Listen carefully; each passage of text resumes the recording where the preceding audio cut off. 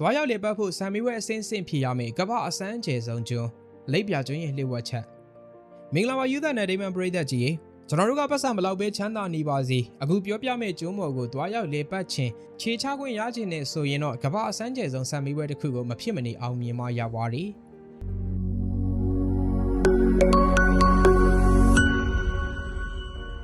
အဲ့ဒီကျွန်းကတော့တခြားကျွန်းမဟုတ်ပါဘူး။ဩစတြေးလျတိုက်ရဲ့အရှေ့ဘက်ပစိဖိတ်သမုဒ္ဒရာမှာတည်ရှိတဲ့ Lord Howe လို့ခေါ်တဲ့ကျွန်းဖြစ်ပါတယ်။ဒီကျွန်းကသူ့ရဲ့လိပ်ပြပုံသဏ္ဍာန်အလှတရားကြောင့်နေမကပဲတင်းကျပ်လုံးနဲ့ဝင်ရောက်ခွင့်စီးမြင့်နေကြောင်းကဘာကြုံနေတာပါ။ဒီကျွန်းကိုသွားရောက်လေပတ်ချင်သူတိုင်းဟာ Biosecurity Test လို့ခေါ်တဲ့ဇီဝဗေဒလုံခြုံရေးဆိုင်ရာစံမီပွဲနဲ့စစ်ဆေးမှုတွေကိုမဖြစ်မနေဖျက်ကျော်ရပါတယ်။ဒါကဘာနဲ့တူလဲဆိုတော့ကျောင်းစံမီပွဲလိုမျိုးခက်ခဲတာထက်ကိုယ့်ရဲ့အသုံးဆောင်နေမှာကျွန်းရဲ့ဂေဟာစနစ်ကိုပျက်စီးစေမဲ့ပြင်ပမျိုးစိတ်တွေ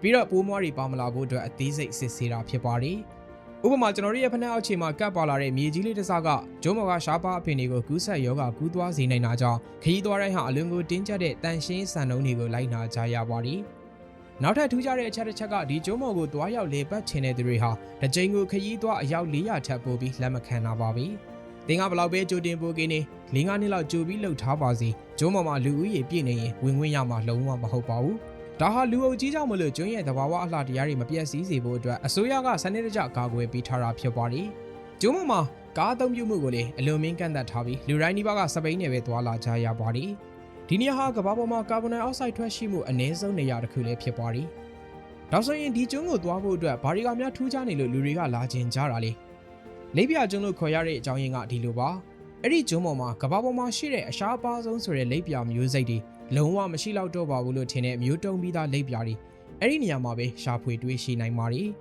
အထူးသဖြင့်တော့ Lord Howe Island Streak Insect လို့ခေါ်တဲ့တစ်ခါကမျိုးတုံးသွားပြီလို့ထင်ရတဲ့အေယာမ insect အကြီးစားကြီးတွေကိုဒီကျွန်းရဲ့နက်ရှိုင်းတဲ့ဒေါအုပ်တီထဲမှာပြန်လည်တွေ့ရှိခဲ့တာကြောင့်မလို့ကမ္ဘာသိပ္ပံလောကကိုတော့တုံ့လှုပ်သွားစေခဲ့ပူပါတယ်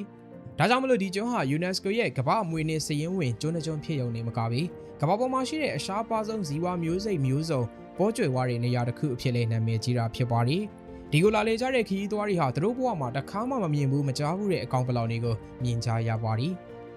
ဒီကျွန်းရဲ့ပတ်ဝန်းကျင်ရေအောက်ကဘာကလည်းနိဗ္ဗာန်ဘုံတစ်ခုလိုပါပဲအတန်ရှင်းဆုံးဖြစ်အောင်လို့စနစ်တကျစီမံပြီးတော့ခရီးသွားလက်ခံတာမို့လို့ဂန်းဂျီတွေဟာလုံးဝကိုမှအတန်ရှင်းတက်ရက်ပြီးတဲဖြူဖြူလေးတွေနဲ့အင်မတန်မှသွားရောက်လေပတ်ခြင်းစီရပါ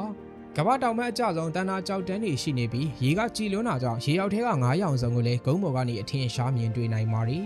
ဒါပေမဲ့ဒီလာတရားတွေကိုခန်းစားဖို့အတွက်ကျွန်တော်တို့ကကျွန်းရဲ့စီးကမ်းတွေကိုတိကျလိုက်နာရမှာဖြစ်ပြီးအမိုက်တစားလောက်ပြစ်ချမိတာနဲ့ဒီကျွန်းကိုနောက်ဘယ်တော့မှမလာရတော့သလိုကြီးလေးတဲ့အပြစ်ဒဏ်ကိုလည်းခံကြရမှာပါဒါကြောင့်မလို့ဒီကိုသွားလေကြတဲ့ခရီးသွားတွေဟာကျွန်းကိုလည်းချင်းမြတ်နိုးတဲ့စိတ်ရှိရမယ်သိပ္ပံကိုလည်းချစ်ရမယ်ဇီဝဗေဒကိုလည်းချင်းမြတ်နိုးတဲ့သူဖြစ်ရပါလိမ့်မယ်